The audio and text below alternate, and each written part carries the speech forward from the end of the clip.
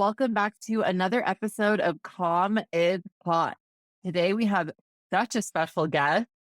This is someone who I've known for a few years now. They are really doing amazing work. They're present on social media and in the community. I'd love to turn it over to you so you can introduce yourself. Hi, I'm Kitty KaPowww. Pronouns are they, them, theirs. I do a lot of things, but I think the main thing I do is I produce and perform in the Bay Area queer nightlife scene. I do burlesque and a little bit of drag, and I put on a show at the Oasis. I love that. And for people who don't know about Oasis, do you want to just say a little bit about what Oasis is? Oh, sure. Oasis, honestly, it's one of my favorite places in San Francisco, just across the board. But Oasis is queer nightclub, venue, theater, bar. They do a lot of different programming.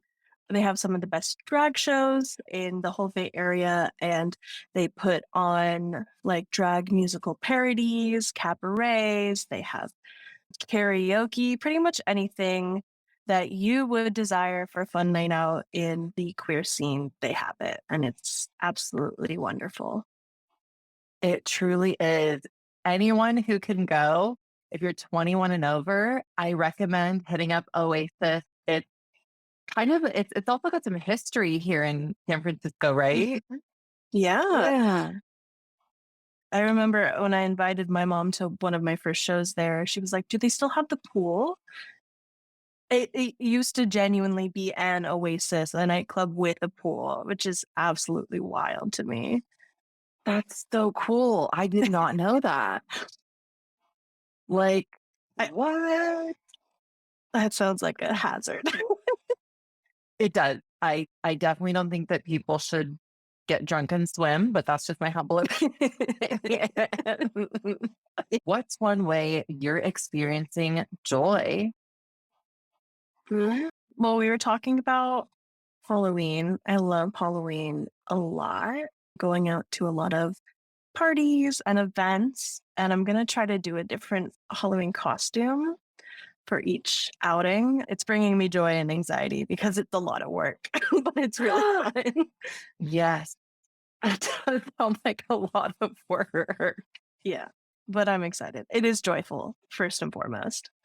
Yay. That makes me so happy to hear. So now you do mention that you're a performer. We talked a little bit about nightlife, you performing at Oasis. Can I just ask what kind of like where did some of these things start for you with performance and with, gender, kind of those topics? Absolutely. Specifically, performance. I've been involved in different performance arts since I was very little, whether it was like dance or music. I did theater for a very long time. I went to art school for theater arts, and tried to do that for college until I couldn't do college for a little bit, but that's neither here nor there. When it comes to gender, that's a lot more recent for me, especially having to do with performance. But I started kind of displacing this idea of being like a woman and being cisgender as I got to see more models of non-binariness with people, sometimes people that look more like me, or I mean, pretty much people who don't look like the norm when we think about a non-binary gender expression,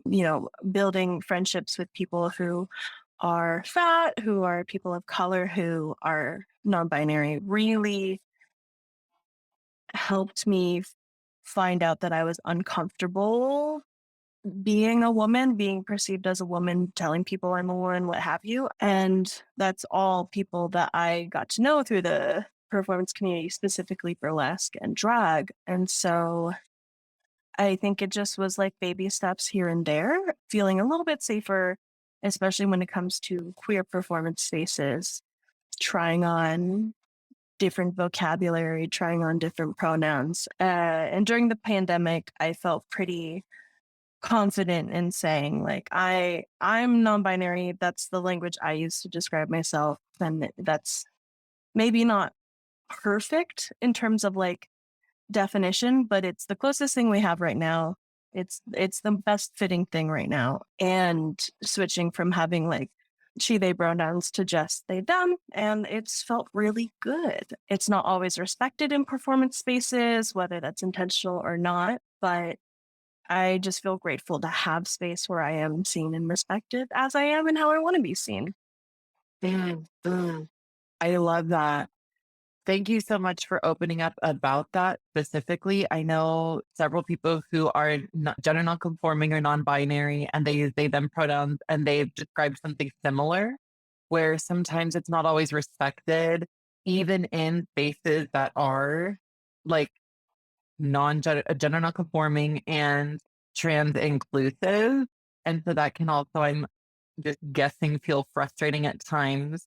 But you seem to take it kind of with a sense of understanding and compassion.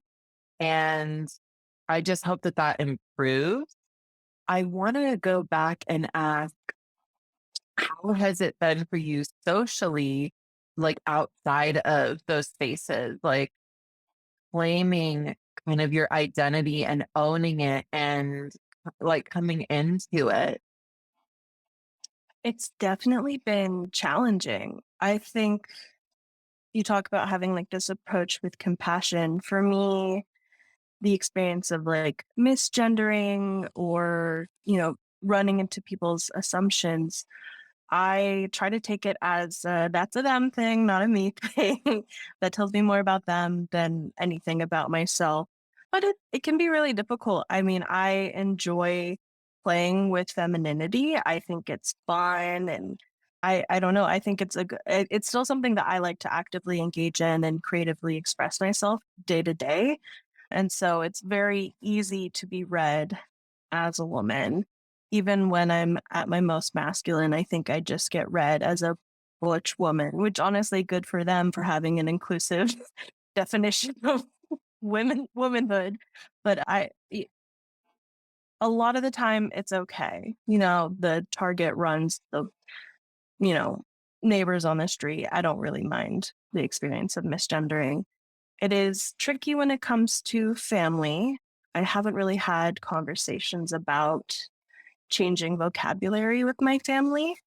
And I have some family members that are very like involved in my life. Like my mom comes to my shows that I produce and she's engaged and about it, but she hasn't necessarily put the pieces together of I should probably switch my language. And it's a lot of it's because I haven't initiated that conversation. I haven't had the bandwidth. It just the I don't think it would go poorly. I just don't have like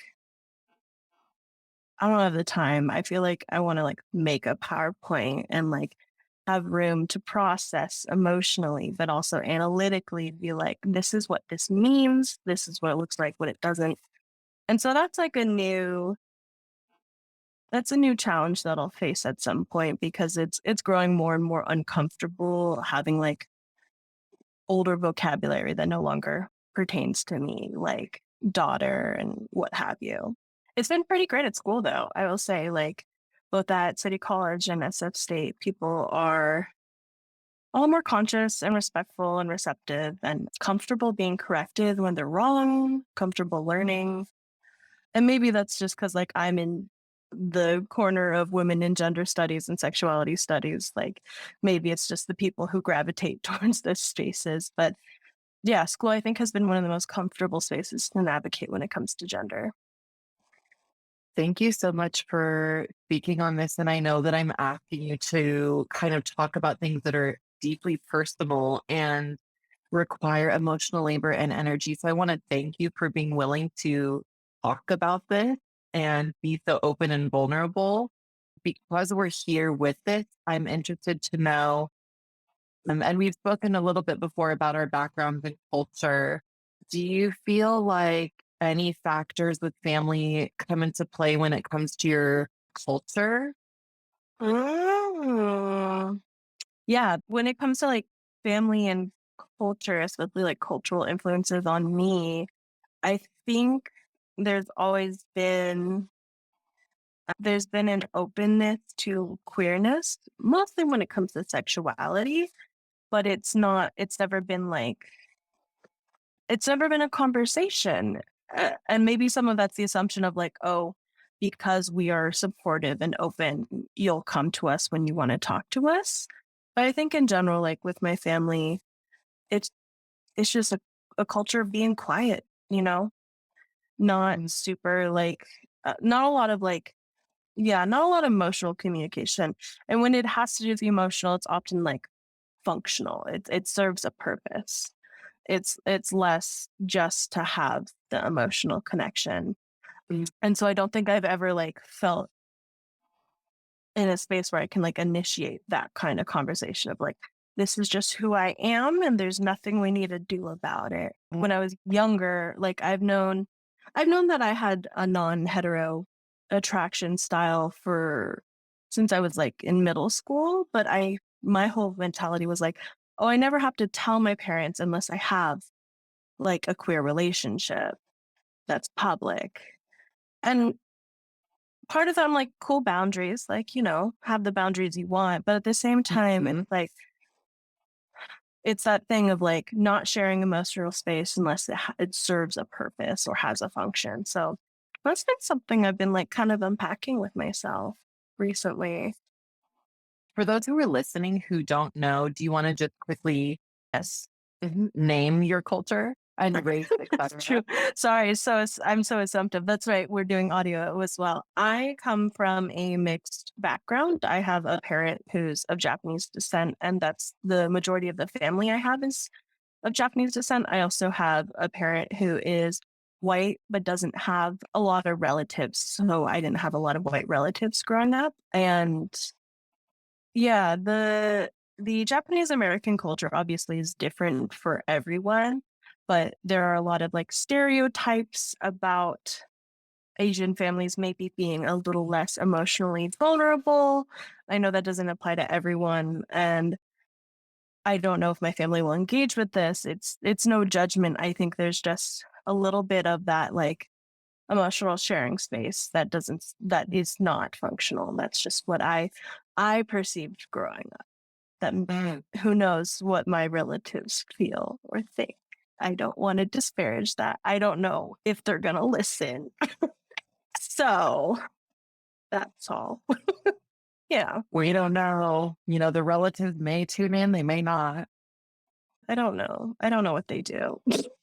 I appreciate you disclosing this because I feel like who we are and our lived experiences play a role in like shaping who we are today and influence that. Thank you for sharing that.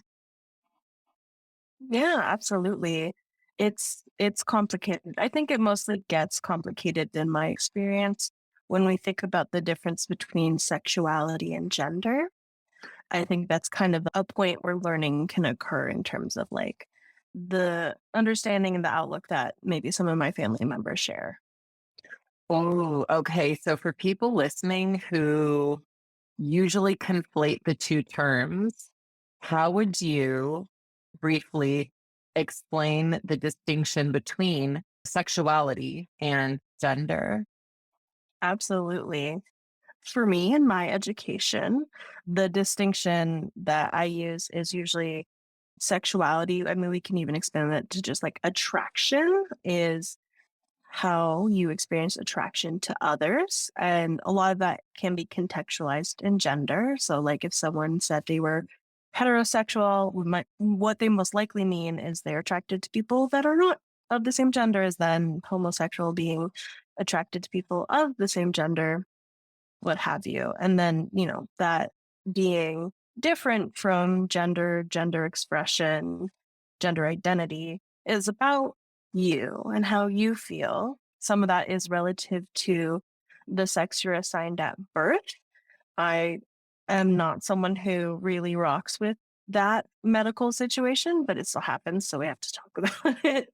Like, I was assigned female at birth, and I was raised and socialized as a girl and a woman. And now I'm like, I don't really like those terms. I don't like the gender expectations or the gender roles with that.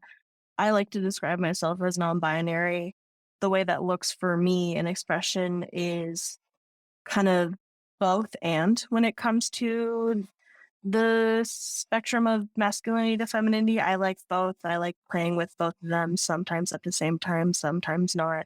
But I know there are people who are non-binary, gender non-conforming, who experience it in a different way that has nothing to do with masculinity or femininity. So they're different, but interrelated in how we just kind of move through the world. That was a phenomenal explanation and very thorough. So, thank you for explaining the distinction between the two. What's one of the things you find kind of either joy in or empowering in this experience now, navigating who you are? Mm. I feel so much joy in kind of like overall the life I've built with a better understanding of myself and my gender and like what community looks like in a comfortable way for me. So, my workplace is almost all queer people, very large number of trans people, and having that baseline understanding at work is absolutely incredible. Having like mutual support with people who have somewhat similar experience. I mean, no one's gender experience is identical, but having people who can be supportive and show up in a way that is affirming is really awesome.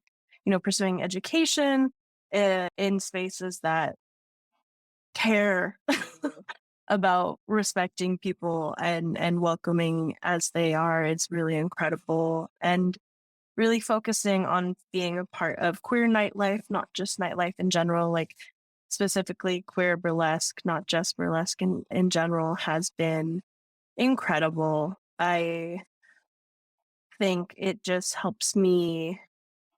it lets me experiment with how I want to be in the world Mm. without a lot of fear. And I think like I'm just really lucky to have that, but I also have put a lot of work in to make that happen for myself. So I'm trying to both have a gratitude, but also like recognize that it's been a long journey to get here. And you know what? It is a journey worth going on. Am I right? Like, Absolutely. you have built such an amazing kind of platform. And I love following you on social media, seeing kind of your trajectory because we originally met years ago at a burlesque show. And I had never been a part of a burlesque show before. I had only ever like seen them as a guest. And when I got to kind of be behind the scenes and meet you all, I was like, "Ooh, you all are so magical. You are artists, you're performers. You have an ability to create an energy and a feeling in a space that I feel is just like you can only truly experience it there. And so I have nothing but deep admiration and respect for you and for burlesque and for performance. And I'd love to dive more into that if you're okay with that. Absolutely. Let's do it. Yay! So I think we both know that there's definitely lots of room for improvement when it comes to representation and creating burlesque spaces that are not just only very traditionally cisgender femme catering to the male gaze or, for men. And one of the things that excites me the most about how you perform is that you own your gender and you even take on roles that are kind of like not just only ever traditionally super hyper feminine. So, do you want to just dive in and share more about like your performance style, kind of how you came to it, what inspires you? Sure, absolutely. I actually think like that the point in which we met was kind of the beginning of the cycle or like the initiating part of the journey that I'm on right now because that was around the time where I started getting more comfortable with queering my language and expression around gender for myself. That's definitely like right when the light bulb was starting to go off. My performance style, I have trouble describing it, but I think the big thing that I like to say about it is that burlesque can be whatever people want it to be. Like you can express and perform with reveals and tricks and attitude and character however you like. But I think in the Bay Area scene specifically, we see a lot of people who lean into comedy, and there is nothing wrong with that. That is awesome. I love it. I mean, my favorite way to interact with a show is both being shocked and giggling and deeply emotional. Like, I want it all, give us all. But I, as someone who's been fatter than people around me pretty much my whole life, have been a joke, especially when it comes to like being perceived, how I look. My sexuality has been the butt of a joke. So at one point I just decided that I'm not gonna be funny. Like I'm very funny in person and I love that for myself.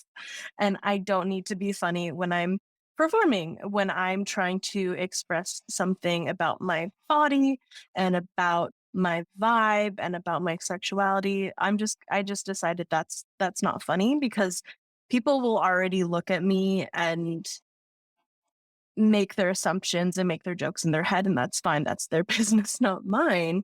It's important for me to be as hot and sexy as I want to be and be as sultry and dirty as I want to be because I am, and I know if I am, I'm not the only one. And the more I've been proud of that in my performance style, the more I've been able to connect with people who see themselves reflected either in like my obvious identities of having like a obviously at least a little bit Asian face, having an obviously fat body, or, parts of identity that are less visible. I don't know if people can be like visibly dirty birds. Maybe. So if you're taking your clothes off on stage, maybe. But like, yeah, I think it's just important to me for people to see someone who's fat and hot and knows it rather than is fat and hot but is making a joke out of it. You can be funny, but you don't need to be a joke. At least that's how I feel. Like I can be anything, but I'm not the butt of a joke. Yeah, that's for me, that's like what it's about performance wise. I don't know. I just love it. It's so much fun to get to play with the energy and get to surprise people and excite people. It's the best feeling in the world. Mm. I want to thank you so much for being willing to talk about this. If I may just touch on a few points you bring up, just because it's like me being who I am, my lived experience being an academic as well. I want to mark that I've got thin privilege. And so when we talk about this topic of burlesque, it's like something that I think a lot of people who also have thin privilege need to be more conscious of and self aware of when they're in spaces, because a lot of the time I will call out other thin people for like reinforcing that fat phobia or reinforcing the like fatness as the butt of the joke. And I would like to just name right here and now to all of the thin people listening, it's completely inappropriate. And we got to stop. And I'm so in love with your message of I'm going to be myself, hot and sexy, and that's it. That's good enough. Done. I'm just like, this is one of the reasons why I love you so much. You don't owe anyone anything. And if you're going to give them something, you get to choose what to give them. So it, Mhm. mhm, I cannot get behind this message more. And when it comes to who you are existing in this space, just being yourself, it can also, I feel, have an impact on the audience. And in my humble opinion, very positive ways of someone who attends their first burlesque show. Like you could be the person giving them permission to be sexy. Now, that's a lot to put on you, but it is a possibility that you being there, taking the space, is having an impact on people. So I want to see you just like dominate the burlesque scene here in the Bay Area and shake it up. Thank you. I think I've been on both ends of that interaction of empowerment, essentially, of like seeing, for me to see people whose bodies are similar to mine, or people Mm, whose identity I feel some reflection in identity, be powerful and be beautiful and be sexy and own their craft is incredible for me. Oh my God, it feels so good. And I am lucky to have done that for other people. Like, there's a lot of different ways to talk about it, and not everyone knows the most like respectful way to talk about it. And that's okay. Learning spaces. There's a lot of like, you're so brave, which feels very oh, yeah. backhanded, but I'm Mm, it's okay. It's okay. We exist in a world with fat phobia. We parse through it. We have learning moments. It is what it is. mm, But what's been interesting for me, you know, when I perform in person, there's a set number of people that have that experience. And I have been growing a little bit on social media. mm. And the feedback that I've gotten there is so exciting and interesting. A couple like TikToks I've posted of performances, a lot of the responses were, I've never seen someone who has my body type or looks like me doing this. And I'm like, okay, your turn. Let's go. I want to see you. I want to see anyone who wants to engage in this space to have room to play, because there should be no barriers for people who have a larger body or who are fat or, you know, of any race. I think there's a lot of systems in place that bar people from entering such a fun, playful space that they deserve to engage in. Yes, yes, 100%. And I want to go back and just say I am still learning and definitely apologize if I came across as the "you're so brave" rhetoric. No, no, no, no, no, not at all. That's a very, it's like a phrase a lot of like fat people, larger body people use to describe a certain, like a certain way that people engage that does like mostly reflect the other person's internalized fat phobia.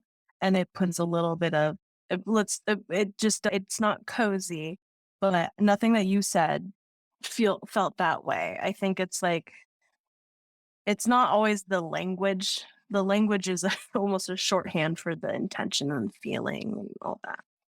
Gotcha, gotcha, gotcha. And I am one who's always open to conversations about learning and growth and even holding myself accountable in moments like this, because I do want this to be an educational conversation for listeners. I mean, I also get that rhetoric when, like, just with being trans and people being like, oh, go you, existing in public. And I'm like, Mhm. well, what's the other option? Hiding in my room for the rest of my life?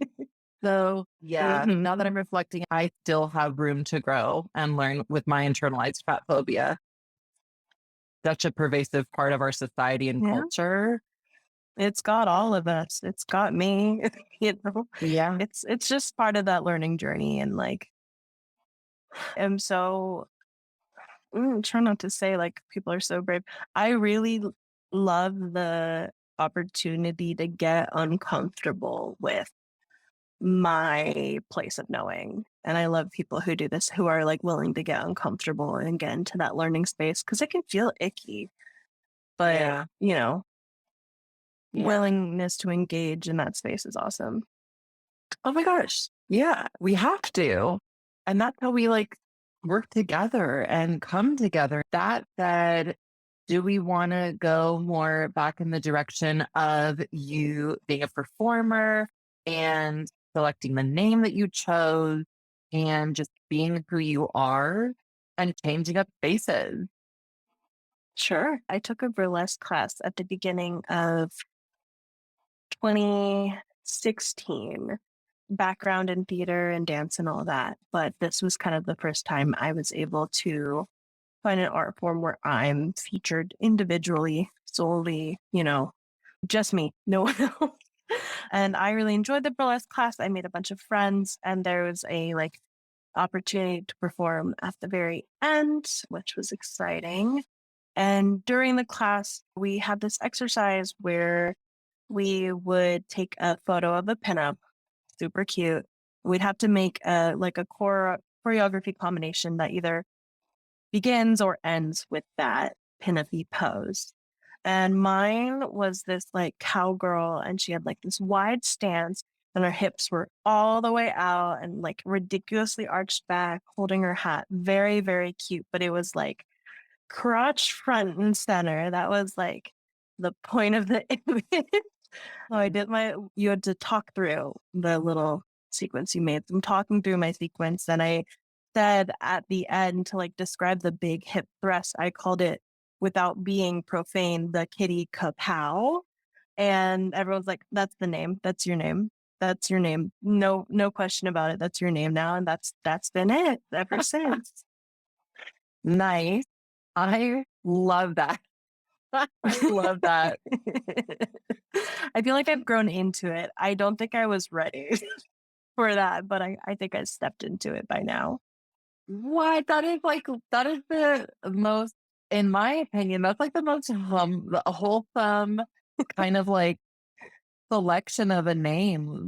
That, I love that story. That's Completely organic. very organic. Very organic.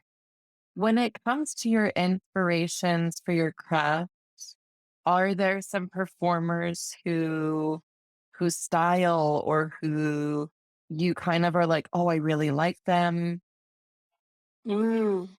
There's a handful, both in burlesque and out. I think first and foremost, strippers who work in the club, their style of dancing is impeccable, whether it's floor work or pole work. I can't pole dance. I hope someday to have the strength and the courage, but I'm not there yet. But I think that style of dancing is absolutely incredible, and a lot of people, not a lot of people, a very select few people in the burlesque scene who worked in the clubs fought very hard to get that style of dancing widely accepted on burlesque stages. Mm. And now I think it's a lot more popular. I'm definitely one of those people who doesn't have that career background, but is using that art style.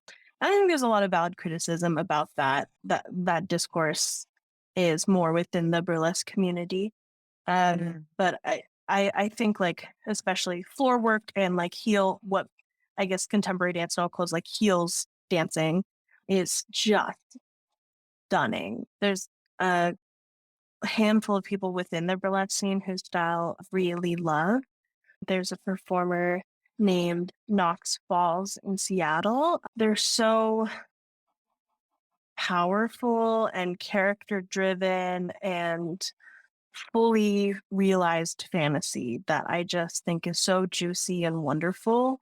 And there's no second they're not in control of everything you think and feel when they're on stage. As an audience member, they have got you in a chokehold. And I love that. I think it's an incredible thing to experience as an audience member. Um, Most of the time, I'm really influenced by music. I think the two artists I perform to the most is Lizzo's music and Doja Cat's music. It's that really great combination of like deep lyrical genius. I think they're especially Doja, lyrical genius with exciting, inventive musicality. I think I just get so excited. I think I'm definitely driven by the musicality more than anything else. Yeah. I don't know. I don't consider myself a dancer, but I love watching dancers. Nice. I just really love your style. I feel like your energy radiates sexual power. Huh. I love that about your specific performances I've experienced. Thank you. I do. Especially lately, I want it to feel like an interaction between me and each individual, that it's like we're having an exchange and we're giving each other and taking each other's energy in a context that's like very sexy. And so Mm. sometimes, with the right piece, I like to have it kind of have that like sexual exchange build, and I don't know, film term is like denouement, the decline, the climax and the decline. I like how that feels with it within that 3 to 5 minutes. If you can share that with the audience, it's really fun. It's a great time. You're creating like a magical experience for people. And I think that's, for me, that's the beauty of burlesque. And you Absolutely. definitely do so phenomenal with that. Do you feel like you've gotten to build a little bit of like a community here in the Oh Bay? yeah. Absolutely. And it's at like a growth point right now, which is just so exciting and wonderful to see. I feel really lucky to have like a pretty strong community of queer performers and trans performers. There's a growing community of fat performers, which just like makes my heart sing. And seeing, although not like there are people who have intersecting identities, there's some people who like cross these communities, and there's a lot of people who support each other. And Mm, it's just such a beautiful thing. I'm really grateful for that. I think there have been times where I felt pretty out at sea when it comes to like having connections here. mm. I love that. I'm like, everybody should be able to be a part of burlesque. Absolutely. I agree. And I like if I bring it back into just my corner, Mhm. the broader scene or whatever, I think like we're definitely growing in terms of representation, which is fantastic. But there needs to be some growth in terms of like education and points of entry. Oh, say So that's like, more. yeah, well, I just think like there's not a lot of burlesque classes, especially intro level classes at the moment. I think it's hard to enter. And I think even like if you are new and learning, there's not a ton of opportunities to get on stage. And even within that, there are even more narrow opportunities for people who are fat, who are queer, or trans, people who are Black or Indigenous or non Black or non Indigenous people of color. There's very few resources for people who are disabled across the board. And so I think growing representation is awesome, and that we still have so many steps to take, and we need to take them consciously because I think it's really easy to build quickly, but not consciously. Oh, you know what? Can I adapt that? I really like that quickly, but not consciously. That is a really powerful statement. You just summed up San Francisco and the Bay Area. Oh my gosh. Yeah. Yeah, yeah, yeah, yeah, yeah. I mean, that's the whole thing, isn't it? Oh my God. Okay, that's a separate podcast. We'll be going back to burlesque and the growth and this need for resources. And now that you're mentioning it, yeah, I can't really say that I've really come across opportunities or just like entry points. So I almost feel like thank you for naming one of those barriers that kind of actively I think might keep people out or who don't know how to get started or Mhm. know how to be a part of it. So thank you for naming that. Yeah, it's definitely like I think about how I want to engage in the scene or community once I'm done with school because suddenly there's like time and resource in my life I haven't had for many years.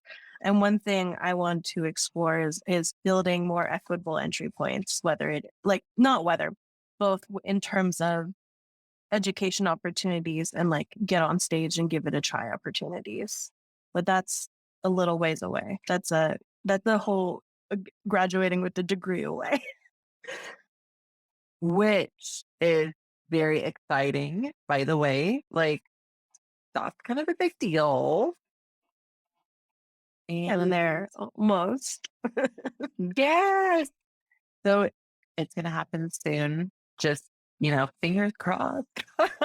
Mhm, mhm. And when it comes to more about you and your experience, what's one misconception you wish people that you could just like squash, that you could just, let's be Mm. done with this misconception, let's be done with this myth? And it can be with regard to anything we've discussed, gender, sexuality, performance, burlesque. You don't have to work to earn your worth, and you don't have to work to earn your authority on yourself. Like your worth is inherent and your authority on you is inherent. And I think a lot of like how how the enculturation that happens, at least in our society, is that you are taught to not value yourself or value yourself on someone else's terms. And I think your value in yourself should be automatic. You matter because you're here and you are the best. You're the best authority on you and your needs and who you are. Yeah. Mm. Oh my God, you gave me the chill. That's a big You one, I think. you just took on the patriarchy, misogyny, fat phobia, Mhm. transphobia, homophobia. Like you just took it all on. You're like, That's no, that's what I'm here to do. I gotta put on my boxing gloves. I'm ready to go. I love it. My gosh, that's so powerful. That's like, it's just still kind of resonating with me. And then what's one thing that you would tell your younger self regarding some of these things? Oh my God. This is a hard one because I'd love to tell my younger self everything. Like, Mm, don't do this, don't do mm, that, don't listen to them. But I think the big thing is what you can't imagine now is possible. mm. Because I definitely couldn't imagine like what a queer life would look like. I don't think I could even imagine like what a happy life could look like for me. So yeah. Wow. Wow. I feel like it it's just really refreshing to hear you say that because I think a lot of people might need to hear that. And I want to thank you for saying that. I think a lot of people who I've been interacting with are feeling kind of like just going through day by day in survival mode. Mhm. And it's kind of hard to imagine future self. And it's also scary for a lot of people. A lot of my students kind of feel really scared imagining future self. So thank you for speaking on that. Of course, it is scary. It's Yeah. always gonna Yeah. be a little scary. Yeah. Yeah. What advice would you give someone who does want to get into burlesque? Mm. If you're on social media, deep dive, but especially try to find people who look like you or reflect parts of your identity because you will see the most popular people no matter like you'll be fed content from the popular people out there, but you need to see yourself reflected because you need to see if that's possible for you to do it. Find classes. There's more online classes than ever, and it's with people that you would never get to take a class from if you didn't go to Chicago or New York or New Orleans. So start having fun digitally, start going to shows, Mm, and mm. just have fun is I think the biggest one. It can be intimidating, but it is fun. And honestly, it's a little silly. You should have a silly good time. Yeah. Yeah. Thanks for that little nugget of advice for folks. Yeah, of course. Everyone should try if they want to. That's you just give it a go. Retweet. Now, let's see. When it comes to kind of gender, sexuality, and performance, is there anything else that you might want to speak on or kind of clarify or retouch on that we mentioned earlier? Mhm. I think my big thing around gender, sexuality, and performance is that even if you're putting these parts of yourself on display, doesn't mean they have to remain as they are. I think always leaving room for flexibility and growth and change and whatever you want or feel like I like as someone who's like visible, non-binary, queer figure, if any of that were to change for myself, I want to make sure I leave room for that and that like I don't owe it to spectators to remain fixed in a singular identity or particular vocabulary to describe myself. So for anyone else, even if you're not like a visible persona or what have you, like just to not hold yourself like in a fixed place around sexuality and gender. Like if it moves, it moves and just move with it. Oh, I love that. Yes, that's very performance, like performative. Oh yeah, Uh, just like go, just groove. just groove, just move with it. Let it move through your body. hmm So, as we come to our final thoughts, I'm interested to know if there's anything that you would like to elaborate on or just help our audience better understand about you and kind of what you do and what we've spoken about. Yeah, of course. I think there's one thing that I actually don't talk about much outside of like one-on-one conversations, but just this idea of like performance both being on stage and in like on social media, especially the way people like perceive those performative figures. Like, for example, on stage, almost all the time, I'm very femme, and like on my social media, I'm very femme. The modeling work I do and the performance photos, all very high femme.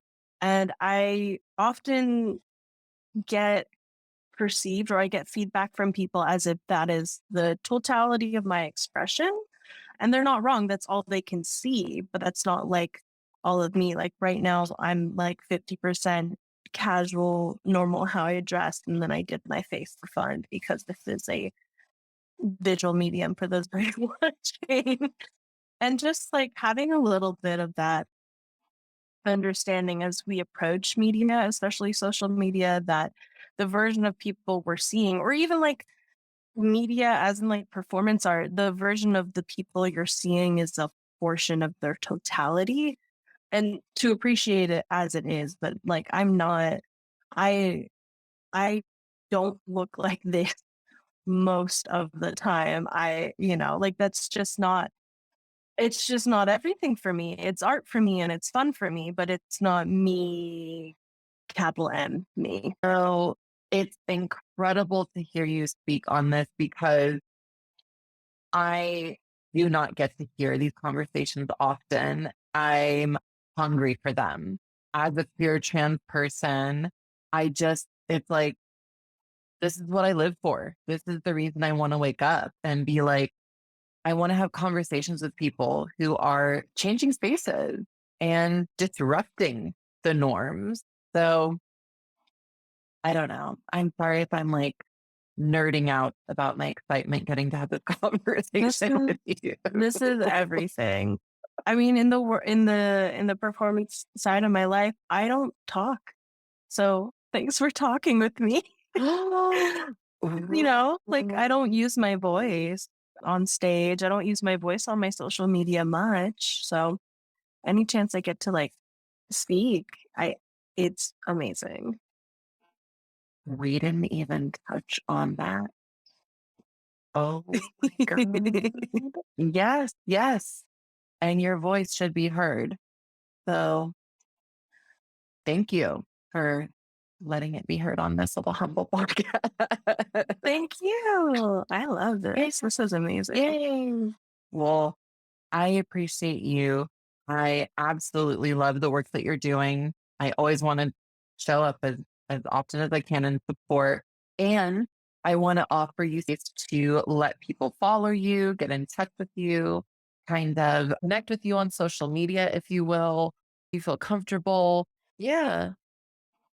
Sure. I think I'm most on Instagram at Kitty KaPowww. That has three W's at the end. I'm also on TikTok, but like not really. It's not curated. If you want to, if you want to see me talk about homework, I'm there. And yeah, I produce a show called Hex at Oasis. You can find us at hex.sf on Instagram. Our sixth anniversary show is in this December.